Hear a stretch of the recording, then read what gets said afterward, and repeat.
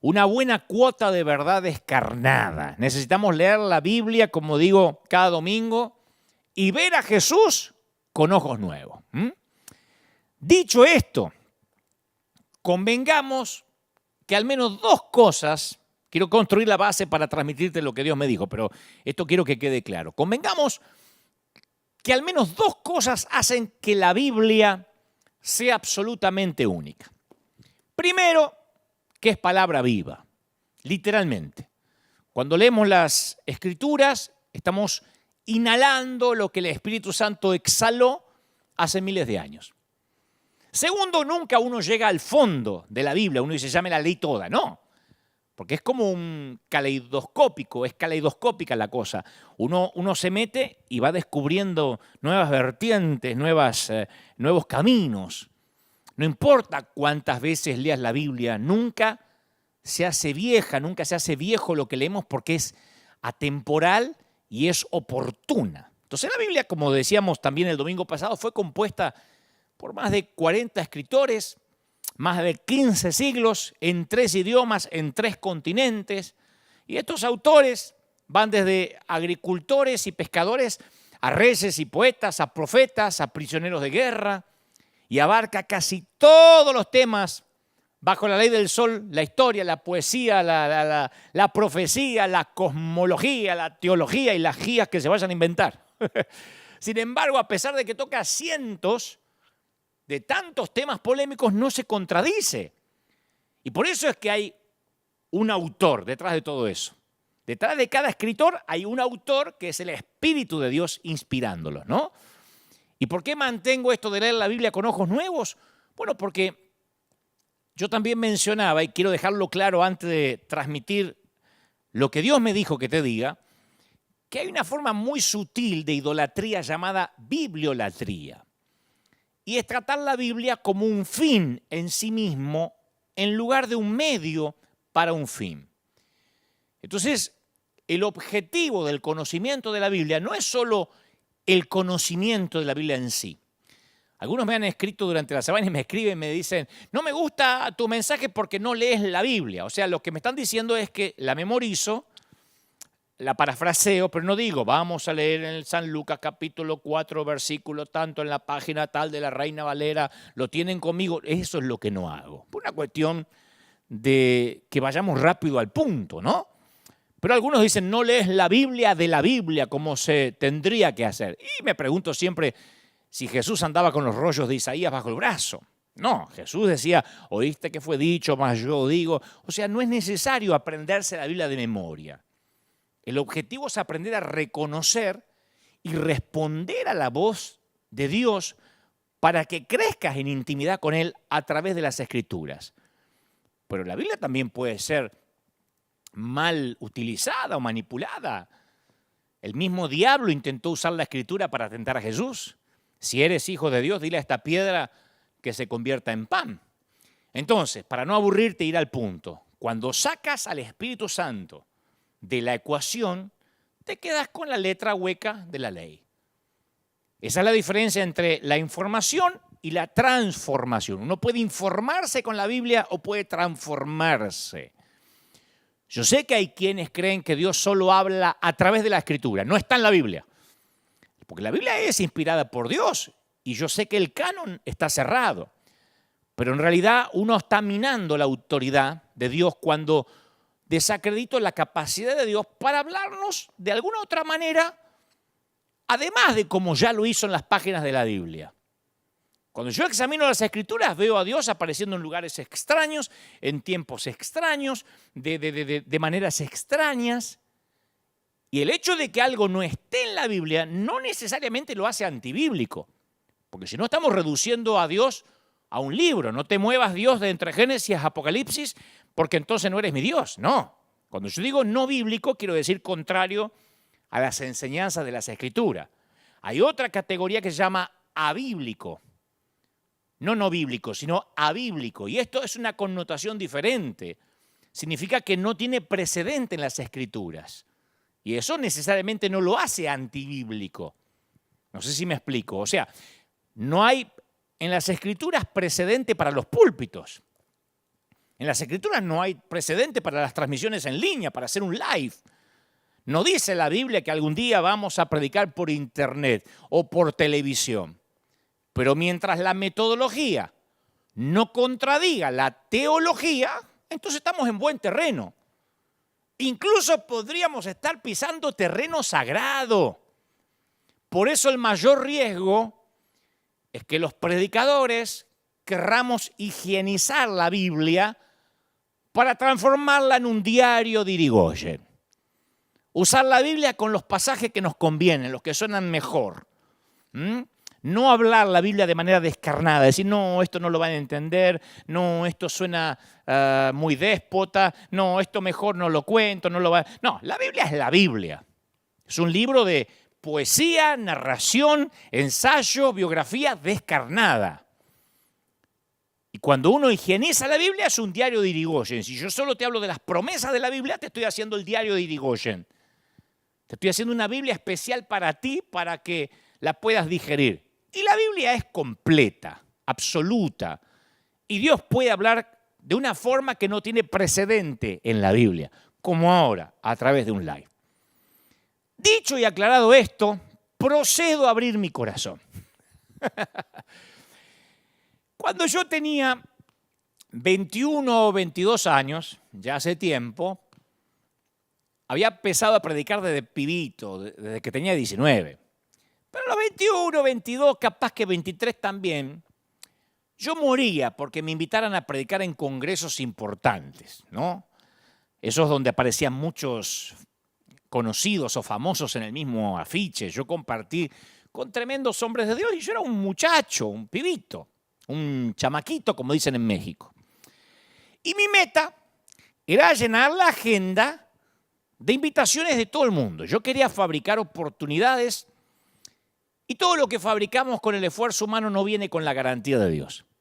Pero Dios comenzó a trabajar en mí para crucificar esas motivaciones que eran equívocas. Cuando Dios empezó a sacrificar mis motivaciones, yo dejé de estar buscando oportunidades y fue cuando esas oportunidades comenzaron a buscarme a mí. Afortunadamente y por providencia divina lo aprendí cuando era muchacho y ya no lo aprendí de adulto porque me hubiese dolido.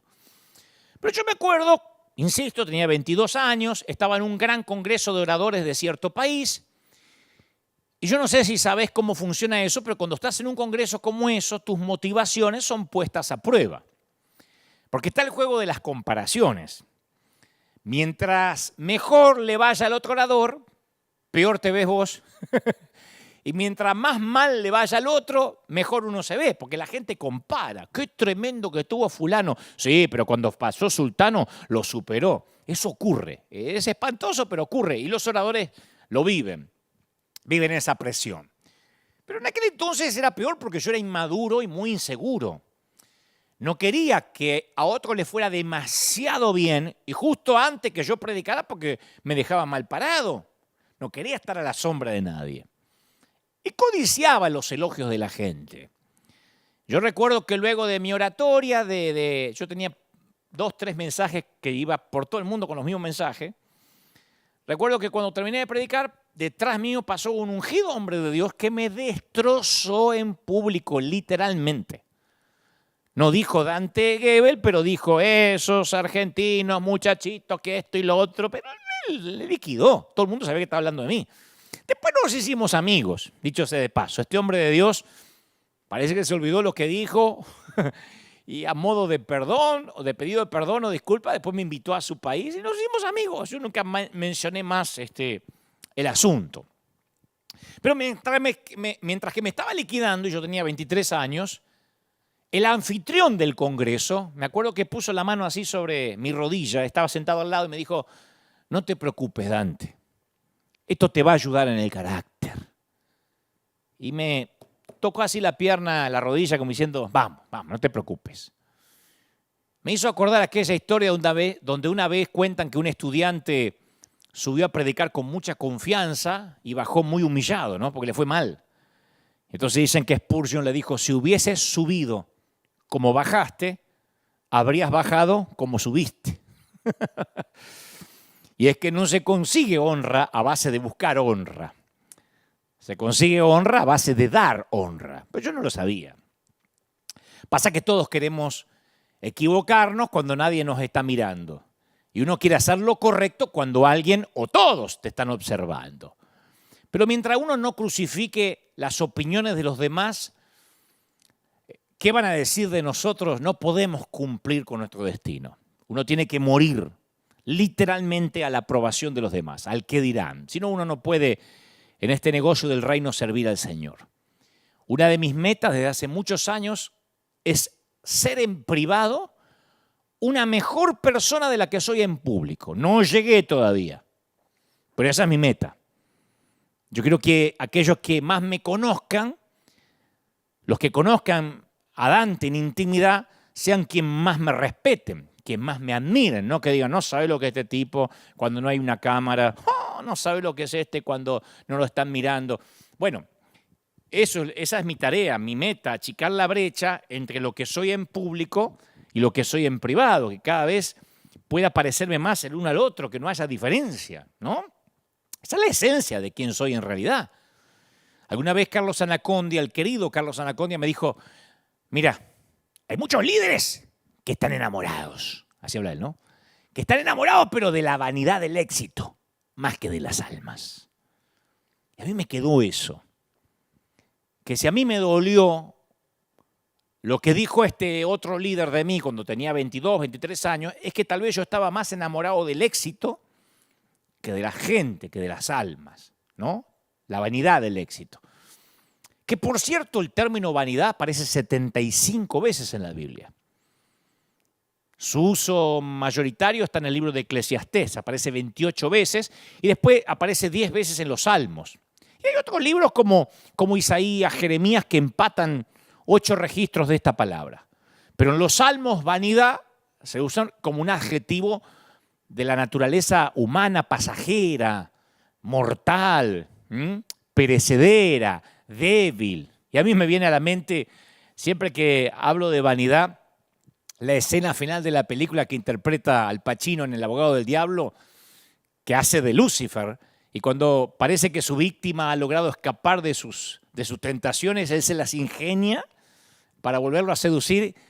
Y la película, se las voy a espolear, pero la película termina con que Lucifer mira a cámara y dice con una sonrisa, vanidad, definitivamente mi pecado favorito. Y yo creo que literalmente y definitivamente es el pecado favorito de Satanás. Ahora, ¿por qué hago esta introducción? Porque todavía es introducción.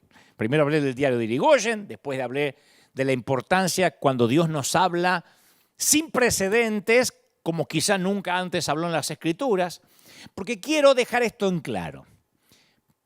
Para que veamos por qué la vanidad está tan ligada a cuando Dios nos llama o cuando Dios nos comisiona. Tenemos que tener bien claro esto. Ser amado significa ser escogido, ¿sí? La sensación de sentirse escogido es uno de los mejores regalos que el amor concede al amado. Quiere decir que si alguien me considera como un ser único y esa persona quiere estar cerca de mí, yo me siento amado. Porque alguien cree que yo puedo hacer una contribución importante. No hay mayor regalo como el de ser escogido, ni hay peor dolor como el de ser rechazado. Y cuando alguien escoge a un rechazado, la vida de ese rechazado cambia. Yo crecí sabiendo que era diferente y lo detestaba. No me voy a hacer el superado. Yo detestaba en mi adolescencia saber que era diferente, pero no sabía qué tenía.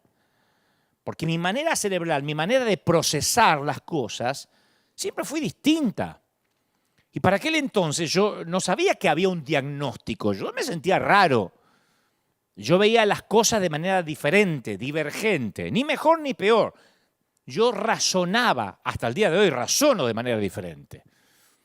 No sabría que tenía el síndrome de Asperger, que es parte del espectro autista, hasta casi cumplir los 40 años. Yo no sabía. Eso no es un resfrío que uno se pesca en la esquina. Eso es una condición con la que uno nace y tiene que acostumbrarse a los adjetivos calificativos buenos y a las cosas que acarrean negativas de tener ese síndrome. Pero el dolor de ser distinto a mí me llegaba a lo más profundo. Yo todavía puedo sentir la sensación de estar sentado en el pasto en la secundaria, tratando de hacer de cuenta que no me importa que no me elijan. Para un deporte, para un equipo. Yo conocí ese césped, ese pasto de la exclusión. Me veo a mí mismo tratando de contar algún chiste tonto sobre mí mismo, haciendo de cuenta que lo tengo resuelto. Yo estaba convencido que nadie, aparte de mi familia y de mi familia solo mi mamá, podía amarme. Fue una maestra de segundo grado, la señorita Lita, que ya debe estar en la gloria, que me dijo, capaz que vos tenés una inteligencia diferente. Me habían dicho burro, me habían dicho que yo no me entraba en la matemática, pero ella me dijo, capaz que vos tenés una inteligencia diferente. Y a esas 7 palabras no cambiaron mi vida, pero yo me acuerdo que me dieron suficiente oxígeno para graduarme de la primaria al menos. Yo decía, bueno, capaz que no soy raro, capaz que solo soy distinto.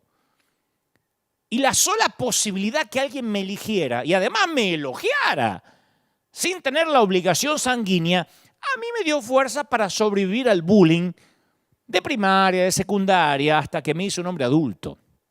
En los tiempos que el bullying no era penalizado, era parte del folclore de la niñez, ¿no? Pero el amor confiere una especie de exclusividad al ser amado. El amor dice, yo te escojo, quiero estar de tu lado. Y para las personas rotas, las personas con espíritus amputados, corazones y almas torcidas, señores, eso es la vida. Ser escogido implica por lo menos 4 factores, 3 de ellos positivos. Hoy meditaba en eso. 1, casi lo obvio, que cuando me escogen me consideran único, irreemplazable. Cada ser humano clama porque se lo reconozca como especial. No queremos ser uno entre muchos. Bueno, se murió, lo reemplazamos. Queremos ser únicos. Número 2, cuando me escogen, me reconocen como alguien que tengo algo para aportar, ¿no? Que mi singularidad es positiva. Tengo un don que va a marcar la diferencia. Tengo algo que va a ayudar al equipo. Las personas escogidas, ¿qué son? Significativas. Por eso se escriben y se leen sus biografías, porque sus historias son importantes. Tercero, cuando me escogen es porque alguien me quiere. Alguien me estima.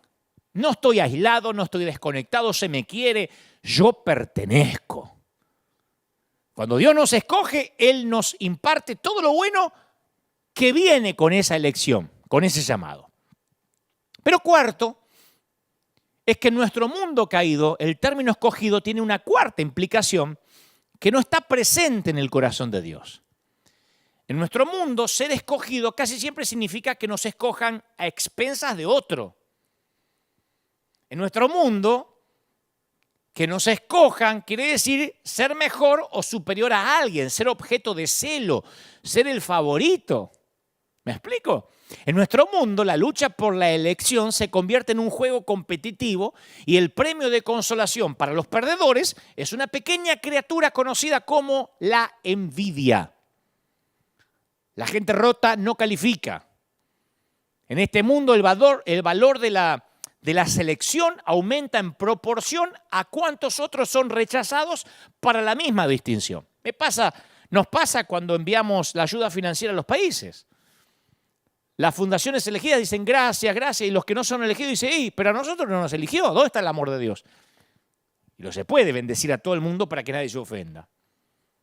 Si una dama es escogida como Miss América, significa que otras 50 fueron rechazadas, sin mencionar a las miles que ni siquiera llegaron al desfile final. O sea, que la selección en este mundo caído viene a expensa del rechazo de otros. ¿Qué es lo que sucede con lo que decimos siempre? Los que se creen dueños de la sana doctrina, los que se creen que son los únicos que se van a ir al cielo. Dicen, somos la iglesia escogida, mientras que las otras liberales son rechazadas. Yo soy el siervo de Dios, no ese payaso. Y cuando llegamos al camino del Señor, nuestro deseo es que la puerta esté abierta, que la gracia sea abundante para perdonarnos. Y una vez que entramos, de alguna manera ese deseo se invierte. Ahora queremos que la puerta se haga más estrecha para que la gentuza quede afuera. Una vez que estoy en el club, quiero que sea tan exclusivo como sea posible, si no, ¿cuál es el chiste? Pero en el plan de Dios, el hecho de que vos seas escogido me enriquece a mí en lugar de disminuirme. A Israel se le llamó el pueblo escogido por Dios, pero no en el sentido de que fuera su favorito o que Israel tenía un atajo para llegar al cielo. El plan de Dios era que a través de Abraham sean bendecidas todas las familias de la tierra. O sea que Israel no fue escogido en desmérito a las demás naciones de la tierra, sino por el bien de las demás naciones de la tierra. El plan de Dios era que todos los demás pueblos se sintieran atraídos hacia Israel. Fue la comprensión de esto lo que conmocionó a Pedro cuando se dio cuenta y dijo, ahora comprendo que en realidad para Dios no hay favoritismo, sino que en toda la nación, todas las naciones, Él las ve con agrado. Esto es a los que le temen y actúan con justicia. Pero nuestro mundo juega un juego diferente. Solemos tener reacciones instintivas críticas y comparaciones competitivas que nos alejan del amor.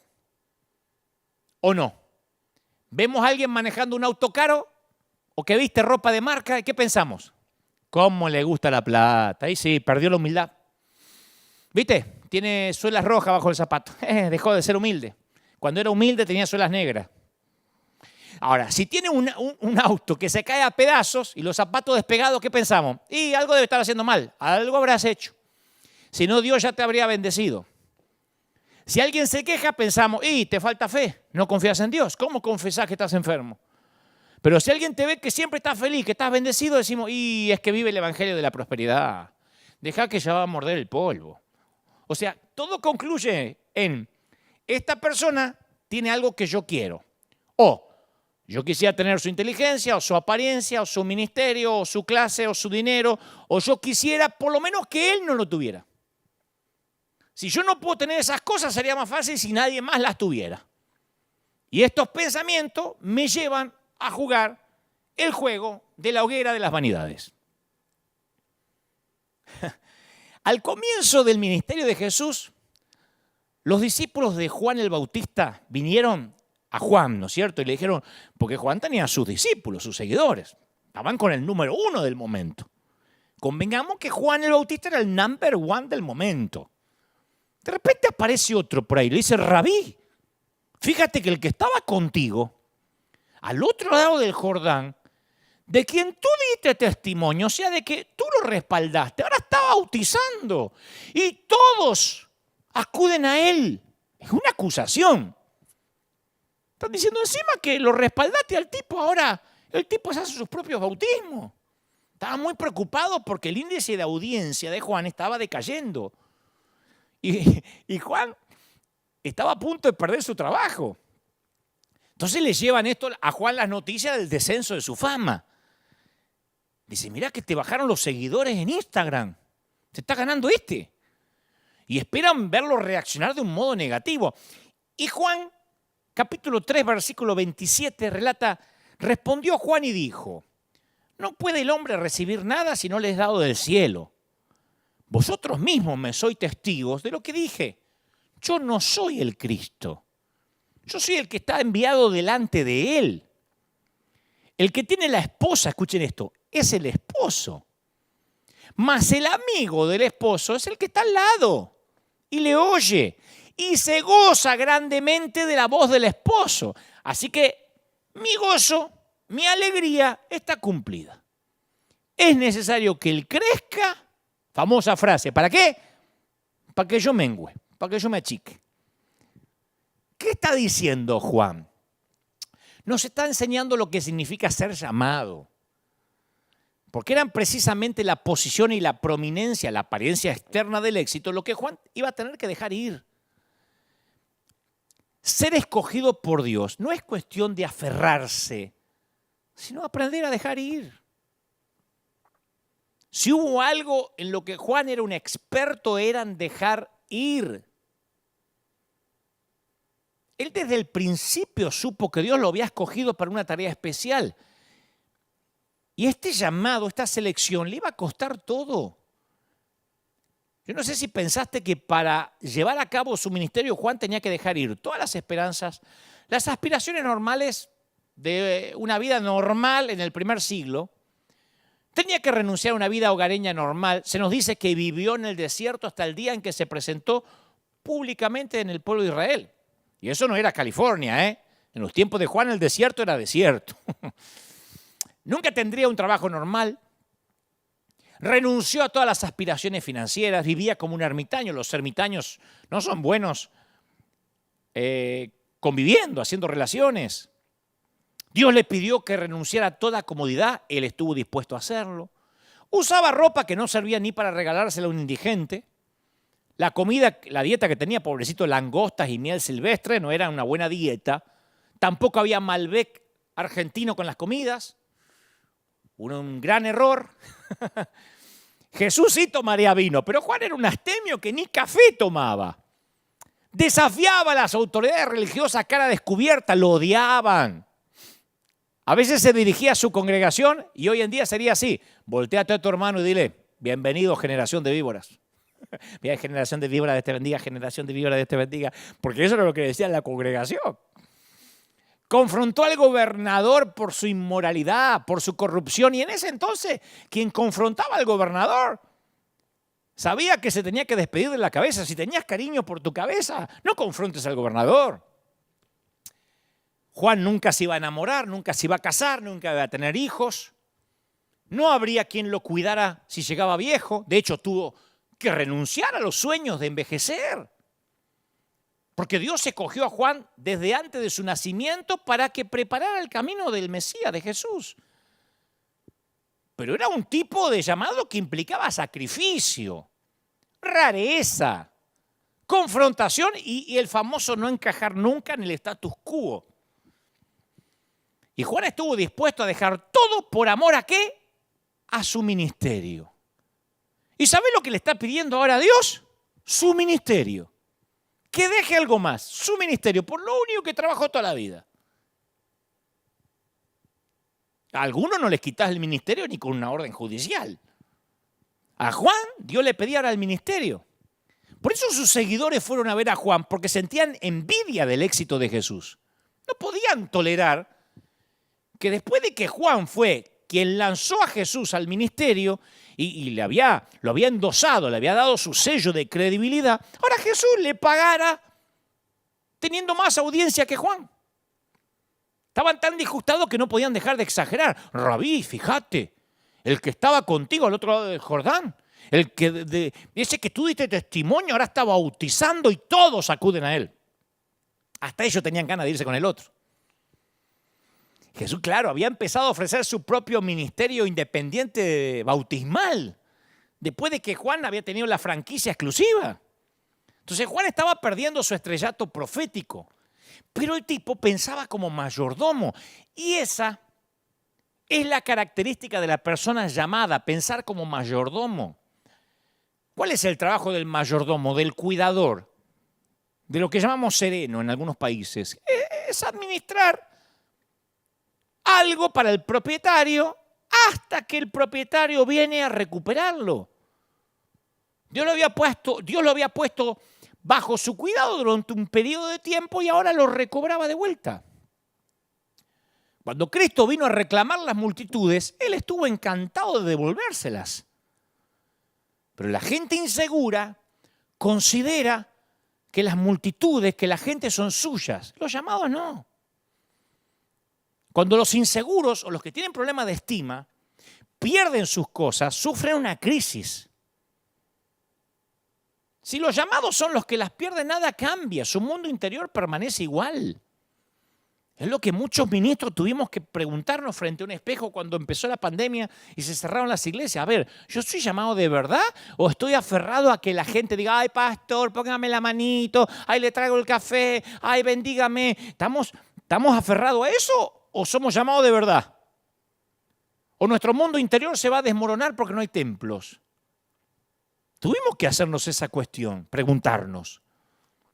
Una característica de los individuos llamados puede verse en la conciencia que Juan tenía de su propia identidad. Él dijo, como recordarán, les he dicho a menudo, que yo no soy el Cristo. O sea que había mucha gente que le decía, sos el Cristo, vos te merecés ser el Cristo. No soy, pero te merecés. Tendrías que reclamar la corona de Cristo porque sos un Cristo. Y él dice, no, a menudo les dije que no. Y aquellos cuyo mundo interior se encuentra en desorden tienden a experimentar confusión acerca de la identidad. Hubo un cantante argentino, falleció, Sandro o Roberto Sánchez. Él solía decir, la fama es como los narcotraficantes. Si querés continuar en este negocio, no podés comprar lo que vendés. Los narcos saben eso. Por lo general, los que manejan los grandes carteles no se drogan. Hacen que los demás se envenenen.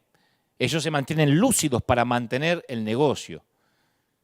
Es un ejemplo que nada tiene que ver con servir a Dios, pero bien vale lo que decía Sandro en cuanto a la fama, los narcos, bien vale en esta ocasión para los que tienen un llamado de Dios. No podemos creernos lo que le hacemos creer a los demás. Hay gente que le cuesta separar el papel que realiza de la persona que son. Y esa es la causa por la que muchos hombres y muchas mujeres tienen dificultad de aceptar la jubilación o que un día Dios diga hasta acá. Esa es la causa por la que una mamá a veces sufre una depresión cuando el último hijo se va del hogar, porque ella tenía una identidad asignada de los hijos. Y muchos líderes capaces, con talento, se enfrentan a esa tentación de empezar a creerse sus propios comunicados publicitarios, sus propios posts de Instagram. Yo publico muchas cosas en las redes. El tema es que si me los empiezo a creer, de verdad tengo un problema. No puedo comprar lo que vendo. Una fantasía mesiánica me puede ir infectando gradualmente la personalidad y mi estilo de liderazgo. Y al olvidar lo que somos en realidad, comenzamos a distorsionar nuestra identidad. Capaz que empezamos con humildad a servir al Señor y un día hacemos una escena porque nos sirvieron soda o gaseosa en un vaso de plástico. ¿Cómo le vas a dar un vaso de plástico al siervo de Dios? Capaz que nos agarra la locura por una estupidez.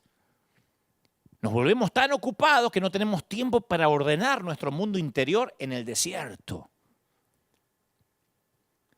San Pablo ofreció un valioso precedente cuando le escribió a Timoteo en el capítulo 1, versículo 13. Él dijo, anteriormente yo era un blasfemo, un perseguidor y un insolente. Pero la gracia de nuestro Señor se derramó sobre mí con abundancia. Un hombre con un recuerdo tan fresco de ese tipo no puede pensar sobre sí mismo más elevadamente de lo que debe. Y esta es otra dimensión de la calidad de un llamado. Juan el Bautista comparó su propósito con el padrino de una boda. Él dijo, el que tiene la esposa es el esposo. Yo soy el amigo del esposo. Eso decía Juan. Yo soy el que está al lado del esposo o del novio. El que oye su voz y se goza con la voz del esposo. No me pongo celoso. El propósito del padrino es estar al lado del novio y asegurarse que toda la atención se centre sobre el novio. El padrino cumple el propósito cuando no atrae en absoluto la atención sobre sí mismo, sino que la enfoca sobre los novios, ¿o no? Pasa en el fútbol. ¿Lo vieron en el fútbol? Dicen que cuando en un partido los relatores están hablando demasiado del árbitro, es porque no está haciendo un buen arbitraje. Si el árbitro es bueno, es invisible. Y eso fue lo que hizo Juan el Bautista. Las madres saben que al final deben soltar a sus hijos para que tengan una vida independiente. Los mentores saben que deben soltar a sus protegidos en el momento adecuado. Es necesario que él crezca y yo me achique, mengüe. Juan estaba listo para retirarse. ¿Y cuántos de nosotros conocemos gente que se aferra al liderazgo como garrapata o como koala al árbol? O se asegura que su liderazgo le pase por lo menos a un hijo suyo para que él también mantenga el poder y la influencia. Mi querido, la envidia es la bilis tóxica de aquellos que sienten que no son escogidos. ¿Sabe lo que es envidia? Es querer lo que la otra persona tiene y sentirme mal porque yo no lo tengo. Envidia es sentir desagrado por la bondad de Dios para con otra persona y desechar la bondad que Dios me está dando a mí. Pasa que si no damos nada, nos dicen, ¿cómo se llenan el bolsillo con el evangelio? ¿Cómo hiciste plata con el evangelio, Dante? No das nada. Si salimos a dar, inmediatamente, que no sepa tu izquierda lo que da la derecha. Si te va bien, te dice, te fuiste a Estados Unidos porque están los dólares ya, ¿no? Si me va mal, eso te pasa por haberte ido. O sea, envidia es deseo sumado a resentimiento. Yo no sé si alguna vez ustedes vieron un acuario de cangrejos. En los restaurantes uno puede ir a comer cangrejos ahí y estos acuarios no tienen tapa. El cangrejo puede trepar. Me pareció gracioso cuando pregunté la razón por qué a los cangrejos en sus acuarios no le ponen tapa. Cualquiera te explica que conoce de esto, que si un cangrejo quiere trepar para salir, los demás vienen y lo tiran para abajo. Se cuidan de que nadie se escape. Yo pensé, yo conozco mucho. Cristiano cangrejo, ¿o no? No nos gusta ver que a alguien le va bien en lo que nosotros fracasamos. Yo no subo, pero él tampoco. Pablo dijo, alégrense con los que están alegres, lloren con los que lloran. Pero la envidia me hace llorar cuando otros están alegres. Y me hace reír cuando otros lloran. Por eso yo creo que la frase, que Dios te bendiga, se convirtió en un saludo superficial. Tenemos que recuperar el valor de esa frase, porque la bendición tiene el poder de convertirnos en personas que bendigan para que el otro le vaya bien. Bendición deriva de la palabra barak, que significa proclamar la intención de Dios sobre ti, sobre vos. Cuando estamos diciendo que Dios te bendiga, estoy diciendo que Dios te dé todo lo que tiene planeado para vos. Que todas las expectativas de Dios se cumplan en tu vida. Sabiendo que fuiste llamado para que heredaseis bendición. Primera de Pedro 3:9. ¿Necesitas bendición? Libera bendición. Retenela y eso va a impedir que la recibas. Proverbios 11:26 dice, el que acapara el grano, el pueblo lo maldecirá. El que acapara el grano. Pero bendición será sobre la cabeza del que lo da. ¿Cuál es la idea?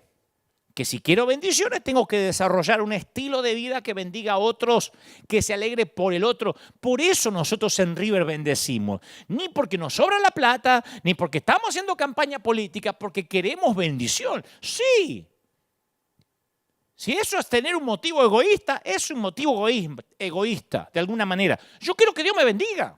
Y la única manera para que Dios me bendiga es no retener la bendición, es soltarla. Y te bendeciré, engrandeceré tu nombre y serás bendición. Génesis 12:1 dice, bendeciré a los que te bendijeren. Yo una vez conté en la iglesia la historia de aquel pastor que maldecía al club nocturno que le pusieron en la esquina de la iglesia. Tenía un nervio que el pastor cada vez que pasaba decía, sécate, muérete. Al negocio y al que manejaba el negocio, ¿no? Pero cuanto más maldecía el negocio, más le crecía al tipo, más borracho había. Entonces el Señor le dijo un día, ¿por qué maldices a la gente por la que yo di mi vida, cabezón? La misma vida que di por ti. Amad a vuestros enemigos, bendecid a los que los maldice, haced bien a los que os aborrecen, orad por los que ultrajan y persiguen.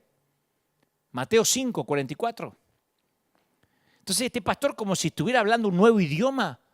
¿Viste cuando uno habla un nuevo idioma que no sabe si lo está diciendo bien? Nacho, Matthew. Uno dice, estaré diciendo, cuando aprende chino, que uno dice, estaré insultando o estaré diciendo la verdad. Bueno, como si hubiera aprendido un nuevo idioma, este pastor se para delante del bar por la orden nueva de Dios y los bendice. Dice que el Señor le conceda las intenciones de su corazón al dueño del bar.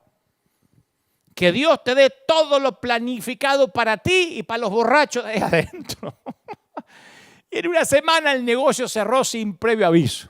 Porque Dios cumplió el propósito de esa gente, que no era tener los borrachos de por vida. Otra historia similar que te va a causar gracia. Estamos de acuerdo que después que Dios creó todo, hizo cada animal de la creación, dijo que todo era bueno. ¿Estamos de acuerdo, no?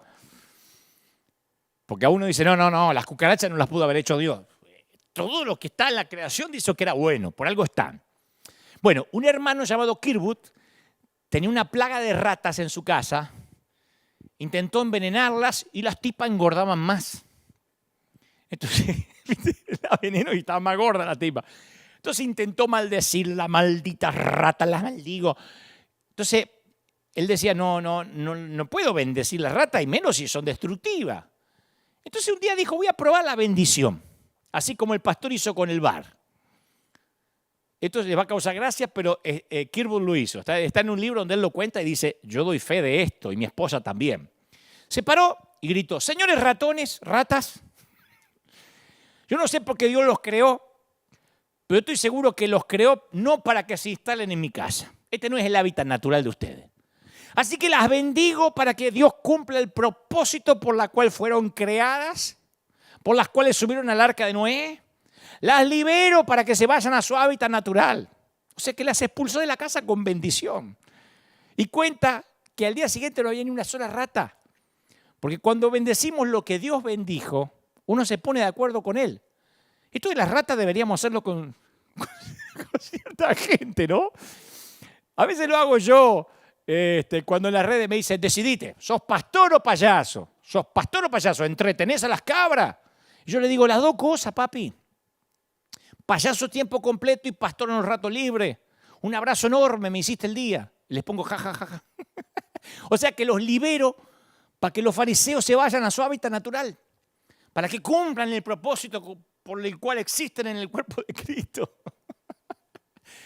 La envidia es como una mujer que ronca. Más vale despertarla que sentirla, decía un amigo.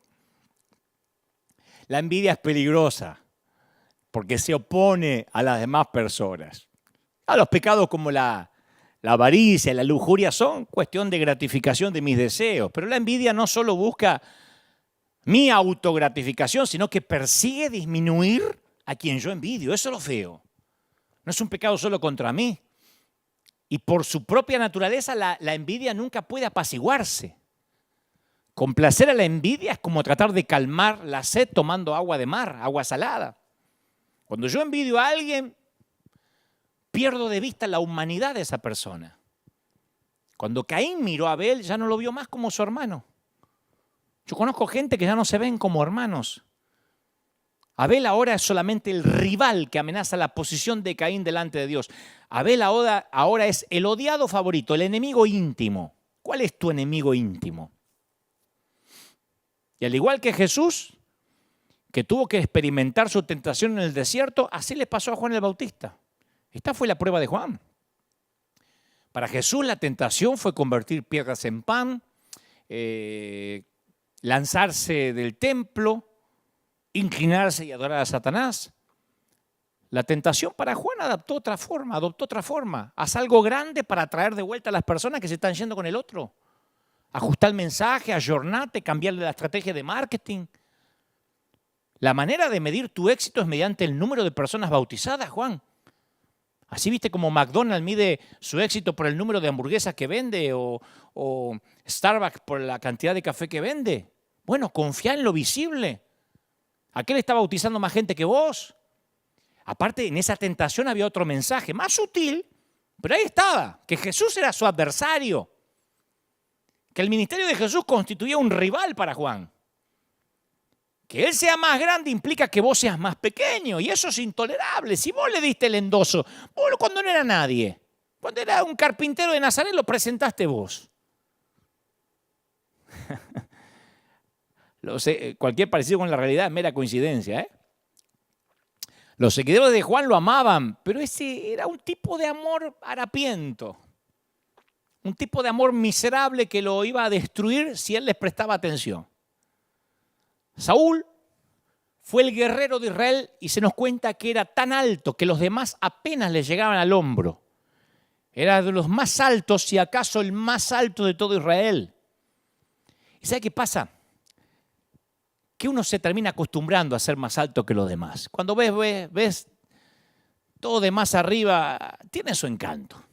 No me voy a hacer acá el que orino agua bendita. A veces estar un poquito más alto en cualquier cosita, te hace sentir, te gusta, nos gusta. No nos gusta que alguien asome su cabeza en el lugar que está reservado para la nuestra, pero pasa. El año pasado viajé a El Salvador para la toma de posesión del presidente Nayib Bukele. Nos hicimos amigos cuando él era apenas un candidato y después, cuando él tiene que asumir la presidencia, me invita a hacer una oración, ¿no?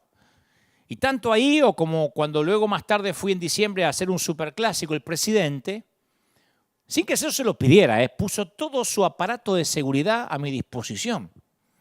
Desde que llegué al aeropuerto de El Salvador no pasé por migraciones, no me revisaron las maletas. Por acá, señor, lo espera, claro, un invitado del presidente. Y después tenía motos, patrulleros, ejército. No paré en ningún semáforo. ¿Sabe lo que es eso para un argentino? No hice filas en ninguna parte, no pasé por seguridad. No tenía que abrir ninguna puerta. Tuve 3 días sin abrir una puerta. Yo hacía así y corría alguien y me abría la puerta. No tenía que cargar maleta. No sé cómo me dejaron bañarme solo. Me pusieron custodia. El ejército literalmente, yo iba, pero no solo cuando fui a la toma de la presidencia, sino cuando iba a un restaurante a comer, tenía 5 policías delante, el ejército tocaba, y yo pensaba, me abrían paso. Miramos en el celular, el GPS o el GPS, cuánto tardamos de ir a un lugar a otro, y decía, con el tránsito 45 minutos. Me dice, no señor, usted no. La policía le paraban así los autos y en 5 minutos estaba donde yo quería. Imagino, bueno, también una vez el gobernador de Buenos Aires me llevaba en su helicóptero de un lado a otro y yo decía, esto es maravilloso. Yo decía, yo podría acostumbrarme a esta vida. Después aterricé acá y la carroza se me convirtió en calabaza, los caballos en ratones. Fueron 3 días en El Salvador de mirar tan alto que a los demás apenas me llegaban al hombro. Estaba bueno, no te voy a decir, no, porque yo soy humilde. Sí, yo me considero una persona humilde, pero me encanta cuando pasan esas cosas. Me pasaron 2 o 3 veces en Honduras también, donde me ponían custodia presidencial. Es maravilloso porque te abren paso, porque no tenés que esperar nada. Por eso 3 días yo lo viví. Imagino por qué a los políticos después de estar 5, 6, 10 años les cuesta tanto soltar el poder. Están enquistados ahí y les cuesta horrores. Ahora aparece un joven llamado David, que ni es grande ni siquiera para usar la armadura de Saúl, pero que gana el campeonato de peso completo contra Goliat. Y ahora es un exterminador más grande que Saúl. Y aparece una nueva canción en la radio que empieza a sonar, o en Spotify. En Spotify también. Saúl destruyó un ejército, pero David aniquiló a 10. Lo cantaban como hip hop también. Saúl mató a 1000, David a sus 10,000. Y Saúl no le agradó la letra. No lo podía ver nunca más como un pastorcito. Ahora era su enemigo íntimo. Literalmente dijo, a David le dan valor por 10 ejércitos, a mí me da uno solo. Lo único que falta es que le den el reino. Y a partir de esa ocasión, Saúl empezó a mirar a David con recelo. El mal de ojo de la envidia que filtra el amor y solo deja la amenaza. La envidia es un pecado del ojo. Hace que uno mire el césped del otro más verde que el mío. Mira, qué bendición, se le murió la suegra y yo la tengo en casa. Cuando se trata de la envidia es cosa de ojos. Es por eso que Dante Alighieri dice que en el infierno los envidiosos tienen que pasar la eternidad con los ojos cosidos. En el famoso infierno de Dante, la Divina Comedia. Por toda la Biblia hay un hilo, una hebra verde de envidia. Desde Caín y Abel, Isaac e Ismael, Jacob y Esaú, José y sus hermanos, María y Aarón murmurando contra Moisés. Raquel fue la escogida, Lea era la muñeca rota. Acab codiciaba el viñedo de Nabot. Ananías y Zafira querían tener una reputación de generosidad. Pablo le escribe a la iglesia de Filipos y les predica y les dice que algunos predican o algunos extienden el evangelio por envidia y rivalidad. ¿Quién predica por envidia? Y Pablo dice que hay gente que predica por envidia. que es el colmo. ¿Te imaginas que es el colmo de los predicadores? Porque cuando yo predico, se me llama a decirle a la gente que se arrepienta, que tome su cruz y que mueran a sí mismos. ¿Cómo voy a sentir envidia porque otros predicadores llamen a las personas a morir por sí mismas mejor de lo que yo hago el llamado? Si todos vamos a morir a la cruz. Pero en el amor de Dios, el que a mí me escojan nunca es a expensas de otro. Su plan es que mi elección mejore la vida de otros, no que disminuya la vida de otros. En el plan de Dios, los escogidos siempre son escogidos para servir. Y Juan comprendió esta verdad, quién es Él y quién no era Él. Él dijo, nadie puede recibir nada que no sea de Dios. Yo no soy el novio, dice Juan, yo soy el amigo del novio. Si este mensaje no se llamaba la hoguera de las vanidades, yo lo hubiese llamado el amigo del novio. En las bodas judías de la antigüedad, el amigo del novio era como el padrino. Estaba a cargo de los detalles de la boda, a veces era quien invitaba a la gente, acompañaba al novio a la ceremonia y luego tenía una última responsabilidad. En la noche final de la boda, porque las bodas se extendían por varios días, hacía guardia frente a la tienda donde la novia esperaba por el novio. Estaba oscuro, pero el padrino reconocía la voz del novio cuando lo escuchaba. Por eso dice, yo reconozco la voz del novio. Así que el amigo del novio se hacía a un lado, se quitaba del camino y el novio entraba en la tienda para hacer lo que tenía que hacer con su novia, con su esposa ahora. El amigo del novio no puede decir, ¿no podría participar? No. Él tenía un gozo diferente, el gozo de servir a quien amaba. Si el amigo envidiaba al novio, es porque está tratando de reclamar a la novia para él. Lo iba a perder todo. La novia nunca le va a pertenecer. Y al tratar de quererla para sí, traicionaría a su amigo y además perdería todo el gozo que le corresponde al amigo del novio. Eso le dijo a sus seguidores Juan. Mi gozo es el gozo que le corresponde al amigo del novio. Yo mandé las invitaciones. Yo fui quien gritó en el desierto, preparen el camino para el Señor. Yo le serví al novio, él es mi amigo. Ahora está el novio acá. He escuchado su voz, vino a buscar a su novia. Por eso todo el mundo acude a él, porque ella es su novia, no la mía. Yo no soy robanovias de nadie. El gozo del prometido le corresponde a él. No crean que esto es doloroso para mí. Yo también tengo felicidad. Mi felicidad, la felicidad de ser amigo del novio. Si yo trato de apoderarme de su felicidad, termino sin ningún tipo de gozo. Ahora mi gozo está completo, no lo voy a perder, no voy a permitir que la envidia destruya mi gozo. Querido líder, querido pastor, la novia no es tuya. La novia no es mía, es la novia de él. Y cuando él quiere, reclama a las multitudes y tenemos que entregársela. La arrogancia no es algo que Dios quiere que llevemos. La Biblia no dice que Dios desaprueba la arrogancia, que a Él le desagrada la arrogancia. Dios la aborrece. Lo que una comida infestada de gusano nos produce a nuestro estómago es lo que la arrogancia le produce a Dios. La soberbia y la arrogancia aborrezco. Proverbios 8:13. Abominación es a Jehová todo altivo de corazón. No hagas nada por vanagloria. Filipenses 2:3. Cesen, cállense, shut up. Las palabras arrogantes de vuestra boca. 1 Samuel 2:3. Dios resiste a los soberbios. 1 Pedro 5:5. Antes de la caída, la altivez de espíritu. Proverbios 16:18. Jehová asolará, raerá la casa de los soberbios. Proverbios 14:25. Dios la aborrece. ¿Sabe por qué? Porque no hicimos nada que justifique estar orgullosos. ¿De qué vamos a estar orgullosos? ¿De qué? No le dan premios al lienzo que usó el pintor. No hay Pulitzer para la tinta que usó el periodista.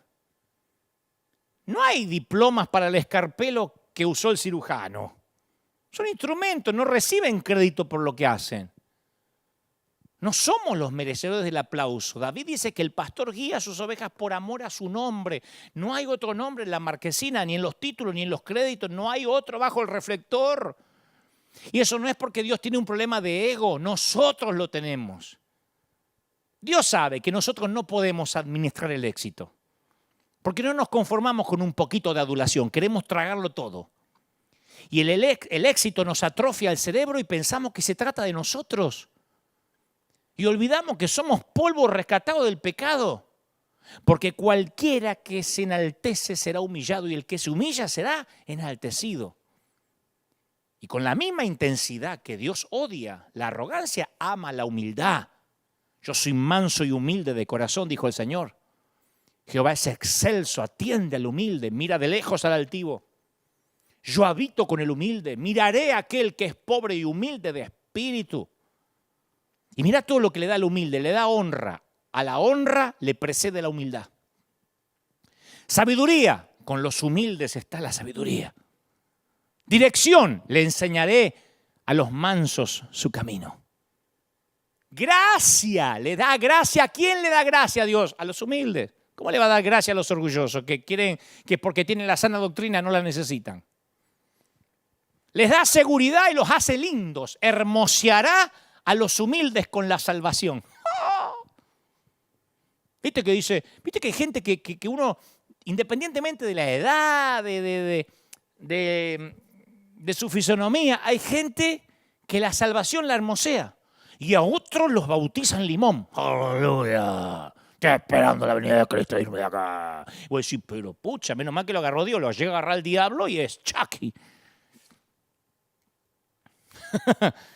En la obra Amadeus, Antonio Salieri es un hombre a quien la envidia le destruye el alma y él anhela crear música para la gloria de Dios. Pero claro, está el genio de Mozart que intensifica el dolor de su propia mediocridad. Salieri no es Mozart. Entonces la envidia de Salieri lo lleva al resentimiento, al odio, a la traición, hasta que intenta hacer pasar como suya una obra de Mozart. Y Salieri, como todos los envidiosos de primera clase, cree que Dios es injusto con él. Él cree que Dios tiene la obligación de hacerlo mayor que Mozart. Porque la envidia siempre lleva esa sensación de sentirte víctima. Me lo debes, me lo merezco, yo sirvo al Señor. Y Salieri se perdió la posibilidad de ser feliz porque, claro, él no tenía el don de Mozart, pero tenía otro don. Él podía haber reconocido el genio de Mozart, proclamarlo al mundo, abrirle las puertas, darle oportunidades que hubiesen enriquecido su vida y su mundo. Pero se negó a tener ese gozo. Él solo quería ser el novio. Y él no era el novio. Y acabó sin vida y sin ningún gozo en absoluto. El mismo tipo de cáncer obró en la vida de otro Salieri llamado Herodes el Grande. Cuando el verdadero rey de los judíos nace, Herodes pudo haberlo patrocinado. Eso no lo pensamos. Capaz que se pudo haber ocupado de su educación, de su cuidado. Sería un héroe Herodes hasta el día de hoy. Pero se negó a tener ese gozo. Su envidia lo llevó al odio, al engaño, al asesinato. Así fue toda su vida. Lo odiaban tanto a Herodes el Grande que antes de su muerte ordenó que apenas él muriera ejecutaran 70 de los hombres más conocidos y queridos de Jerusalén para que hubiera luto en Jerusalén, en lugar de fiesta. Me dijo, cuando yo me muera me matan 70 gente muy querida para que haya luto. Si no iba a pasar como viste con los cubanos de Miami cuando murió Fidel Castro, que celebraron una semana seguida. Era tan odiado que para asegurarse que la gente llorara mató a otros tipos antes de morir. Mateo nos dice que la envidia fue la razón por la cual los líderes religiosos mataron a Jesús. La envidia trató de impedir su nacimiento. La envidia lo persiguió durante la vida. La envidia causó su muerte. La envidia es la humanidad en sus peores harapos. Pero Dios ofrece gozo a cada uno de sus hijos. Por ejemplo, todos podemos compartir el gozo de un cantante en un concierto. Yo he ido a conciertos de cantantes cristianos y seculares. Y mientras la persona talentosa canta, comparte su don, y todos los recibimos, estamos agradecidos a Dios por prodigar ese don, y permitirle a ese cantante compartirlo con nosotros, el público. Yo he ido a ver cantantes, a escuchar predicadores y lo he disfrutado, pero hay una manera de perderse el gozo del oyente y es envidiar el gozo del cantante. Cuando uno quiere ser el novio. Hay gente que desearía estar en el escenario y comparar su don con el cantante o con el predicador. Y esa sensación de ansiedad hace que cuanto mayor sea el don de la otra persona o sus talentos o su belleza, más pequeño te sentís. Y te perdés el gozo de ser espectador. Hay gente que va a los congresos y sufre porque quiere estar ahí arriba. A mí me lo escriben todo el tiempo. Algún día compartiremos plataforma. Algún día Dios me va a usar. Dios me dijo que Dios me va a dar estadios más grandes que los tuyos. O sea, no puede disfrutar lo que le corresponde ahora porque quiere estar allá. Y vivir una vida de comparación o competencia hace que acabe sin gozo alguno. Yo tenía a alguien que trabajaba a mi lado. Y de buenas a primeras empezó a ser un tipo malhumorado, cara de desayunar con cicuta o limón. Y ganaba bien, viajábamos por todas las partes, estaba al lado mío. Y un día le digo, ¿por qué siempre esa cara de mala onda? Y dice, ¿puedo abrirte el corazón? Sí. Dice, no sabés lo duro que es para mí trabajar y que vos aparezcas en la foto de la página web. Le digo, ¿y si vos trabajás para mí, macho? Me dice, sí, pero es duro para mí no estar ahí en la página web. Como principal, no quería trabajo como principal. Y ese día supe que él no iba a descansar hasta tener su propia foto en su propia página web. La tragedia es que mucha gente prefiere ser la estrella de un equipo perdedor que el jugador mediocampista o de defensa de un equipo ganador. La pregunta es, ¿querés ser cola de león o cabeza de ratón? Se lo dije. ¿Y vos querés ser cola de león? Porque algunos sienten el orgullo tal vez no es la palabra, la felicidad, el gozo de ser, soy la cola de este león. Y otro dice, no, quiero ser la cabeza de mi propio ratón. Y bueno, hay muchos que son la cola del león, pertenecen a un grupo que gana almas, pero claro, no son reconocidos como el goleador. Él quiere ser Messi. Y Messi y Ronaldo no son todos. Entonces, la envidia le dice, abrí tu propio feudo, tu propio reino pequeño liliputense. Entonces se abren en un lugarcito donde alguien le diga pastor, aunque sean 5 o 6 que le dicen pastor o apóstol, y le esperen con su comida favorita y con sus copas en vez de vaso de plástico, y cuando le sirven copa de vidrio dice, llegué, y estoy en la página web, sí, estás ahí, mi amor. Ay, qué lindo, y llegó. Dios ofrece gozo para cada uno de nosotros. Todos hemos sido hechos para hacer y ver las cosas de forma única. Dios te diseñó para que experimentes el gozo de ser maestro o ayudante, número 1 o número 2, promotor o diseñador. Y cuando encuentras esa forma única, experimentas el gozo. Yo gocé sirviendo a siervos de Dios. Dios sabe, acá he contado cosas peores. He dicho que era un petulante cuando tenía 22 años, así que no tendría problema en decir, a mí no me gustaba ser número 2. Yo fui número 3, número 4, número 5, número 10 y lo gocé. Nadie limpiaba los instrumentos mejor que yo. Y si me ponían a servir café, nadie hacía el café. Yo era Ramón Valdés haciendo café. ¿Ramón Valdés dije? Juan Valdés. No, Ramón Valdés es el de Chavo del 8. Claro, yo era Juan Valdés, el mejor. Porque sentía que si yo era un buen número 2, podía ser un buen número 1. Si yo era un buen Eliseo, podía ser un buen Elías. Y Dios te hizo para que conozcas el gozo de recibir y celebrar los dones de aquellos que te rodean. Y si ofreces tus dones, los dejas ir. Y con humildad recibes los dones de otros, tu gozo está completo. Pero si vas por la vida anhelando ser el novio, el gozo que le pertenece a otro, vas a terminar sin ningún gozo.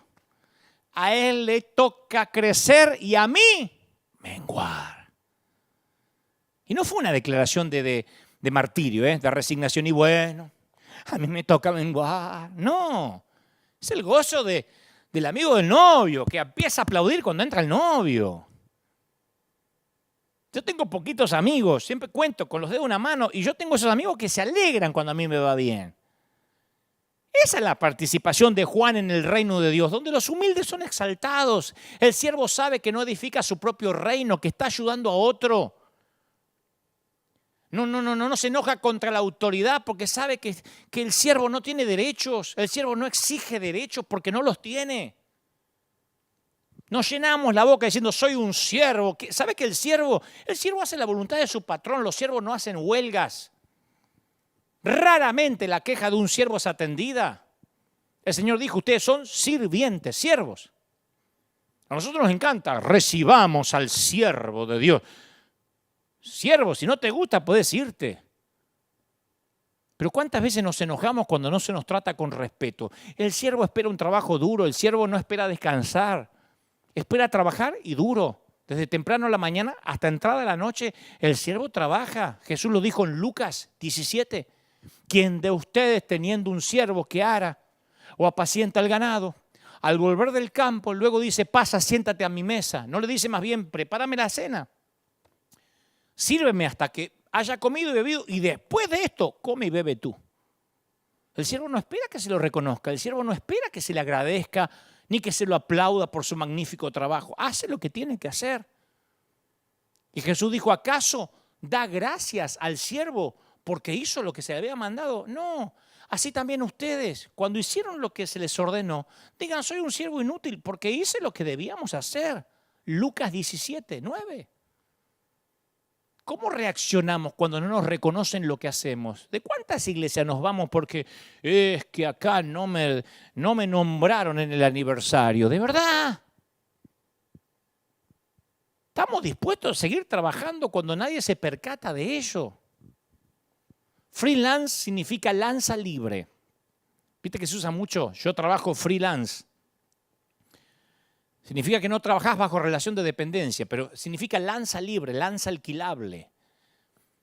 Fue un término anglo, acuñado en el medioevo cuando los señores feudales requerían de recursos militares con fines de protección o de conquista. Entonces, en otras palabras, mercenarios a sueldo, soldados de fortuna. La aventura, la gloria, el botín seducía a propios y extraños. Y cuando terminaban las guerras, quedaban un montón de hombres varados en tierras extrañas con una única posesión, su lanza y un único oficio, la guerra. De ahí freelance. No hay nada más poderoso que la sensación de nada que perder, nada que proteger. Para resumírtelo, las personas rotas no tenemos nada que proteger ni nada que perder. Yo lo único que tenía para proteger lo perdí a los 22 años en un congreso de manera pública. Me liquidaron, me humillaron de todas las maneras que se puede humillar a un predicador. Me dijeron payaso, que yo predicaba con chiste, que mi ministerio se iba a terminar. Y Dios lo permitió, ¿eh? Dios ya me estaba preparando para lo que iba a ser las redes sociales. Las redes sociales a veces son cloacas de literalmente verborragias, de epítetos, de adjetivos descalificativos, porque las redes sociales son una gran herramienta, pero también sirven para que se oculten de manera anónima los cobardes, los que cara a cara no te dirían nada, pero ahí escriben con total impunidad. La mayoría que escribe y que critica a lo mejor terminó de ver una página porno, la cerró y se te pone a decir, ¿por qué no lee la Biblia cuando predica? Porque el que critica no es el más santo, justamente es el que quiere equilibrar su balanza de la vida oculta que tiene una doble vida. Y cuando digo doble vida no es que de noche se viste de Batman y sale a combatir el crimen, ¿eh? Pero es maravilloso no temerle a nada, ni al sufrimiento, porque como Juan hemos decidido que el Señor nos lleve en sus brazos, no le tememos a los hombres. Esa es la libertad. A mí me preguntan siempre, ¿sos vos el que contesta en las redes? Sí. Y no es que soy un maleducado, a lo mejor porque soy Asperger, pero lo segundo, que no le tengo miedo a la opinión de la gente. Esto lo va a perjudicar a su imagen, me pone alguno. ¿Qué imagen? Los freelance no le temen a la muerte porque saben quién y qué le espera del otro lado. Y al estar roto, ¿Quién nos puede quebrar? ¿Somos indestructibles? Dios nos libre de estar lejos de la flojedad de los liberales y del estrechamiento neurótico de los legalistas. Que Él nos permita encontrar el saludable equilibrio de una estima sana y esa humildad extraordinaria que proviene del Espíritu Santo. Pero fundamentalmente que nos ayude a no quemarnos en nuestra propia hoguera de vanidades. Pablo dijo, yo sé vivir en abundancia y en escasez. Y creo que ese es el gran secreto. Si yo voy a un país, porque a veces también me escriben y me dicen, ¿vendrías a tal lado si no hay ofrenda? Eso no es nada con lo que nos ha tocado invertir. Pero yo no iría a ninguna parte para demostrarle humildad a nadie. Solo al Señor, si me lo pide. Y entonces si tengo que elegir, claro, como cualquiera, yo elijo lo mejor para hospedarme. Pero si no hay, tengo el gozo de hospedarme entre las cucarachas. Las bendigo y duermo. Si puedo elegir, me encanta un vaso de vidrio. Si no puedo elegir, tengo el gozo del vaso de plástico. Pero de verdad, si puedo elegir, me visto lo mejor que pueda. Si no puedo elegir, me arreglo con lo que haya. Si yo heredé toda mi ropa de mis hermanos, si yo pasé la infancia con un solo pantalón, me voy a hacer el piqui ahora. Yo sé de dónde vengo, yo vengo de Billinghurst. Como digo siempre, ¿vos sabés dónde es Billinghurst? Nadie sabe dónde es Billinghurst. Solamente los que vivimos en Billinghurst sabemos llegar a Billinghurst porque no queda de paso de nada. Y me voy a hacer el piqui, el estadounidense ahora, el que nací en Beverly Hills. Yo sé de dónde vengo. Y lo que dijo Pablo, yo sé quién era. ¿Cómo no voy a estar consciente de la gracia? Y sé dónde voy. Entonces, quien sabe de dónde viene y sabe de dónde va, no tiene problema en lavar los pies a los demás. Ese es el secreto de la humildad. La humildad no es estar pobre. Además, yo siempre fui rico. Siempre. Desde que nací. Solamente que tuve largas décadas sin dinero. Pero la riqueza, la mía, no se cuantifica, no se monetiza. No son cuentas bancarias. Y el Señor quiere que entendamos más que nunca que somos los amigos del novio. Que la iglesia no es nuestra. Mirá cómo Dios vino y eso. Y desapareció la iglesia tal como la conocíamos hasta aquel día. Fíjate cómo tantas iglesias ahora tienen que hacer reuniones con distancia social y con tapaboca. El 25% del edificio. Dios hace lo que quiere. Fíjate como los que creían tener controlada a la gente, ojo, no van a mirar a aquel falso profeta, no vayan a visitar aquel congreso, mirá que si te vas a aquel concierto sin mi bendición, te quito la cobertura y te maldigo. Mirá de qué sirvió. ¿De qué sirvió hacernos los dueños del barco? ¿Cuándo pensamos que la aerolínea era nuestra? Éramos los pilotos. Y un día el Señor nos muestra que nosotros, los ministros, no tenemos nada. Ni edificio, ni iglesia, ni denominación. Es el Señor y Él, por amor a su nombre, no hay otro en la marquesina. Dios nos libre de la hoguera de las vanidades. Pero se vive más liviano, Cuando uno entiende, como digo siempre, que uno es el cartero, se ve más liviano. Yo ya me quité esa carga de tener que dar testimonio, de que la gente me mira, de que fíjate lo que publicás, de que qué van a decir. Yo soy un cartero. ¿O quién entra a un restaurante y dice, a ver, ¿cómo está la vida del camarero? A ver, el mozo, ¿cómo está tu vida? Oh, ¿cómo te llevas con tu suegra? Y llevar tus hijos al colegio porque si no, no quiero que me sirvas la comida. Servime la comida, andate. ¿Quién le pide cómo es la vida del cartero? Esa es cuestión de cada uno con el Señor. Entonces el Señor nos está diciendo más que nunca que somos mayordomos. No se trata de mí, no se trata de ti, se trata de Él. Se trata de ir a la cruz. Voy a orar por ti. Quiero que donde estés, si quieres recibir al Señor en tu corazón, diga, Señor, esta palabra fue para mí. Hoy suelto toda carga, todo peso. Dejo que en la hoguera de las vanidades literalmente se quemen las vanidades, se queme el orgullo, la soberbia, el querer ser el novio cuando no lo soy. Soy el amigo, la amiga del novio. Repite conmigo, di: Señor Jesús, entra en mi vida. Abandono esas vacas sagradas de que tienen que reconocerme y honrarme. Soy libre, próspero, bendito. Estoy orando ahora por toda la gente que está en el otro lado de los 5 continentes. Hay mucha gente que está siendo libre ahora. El Señor me dice, la iglesia está cambiando. La iglesia quizás nunca vuelva a ser como la conocíamos. Y no estoy hablando en términos de templo o edificio, estoy hablando en términos de estructura.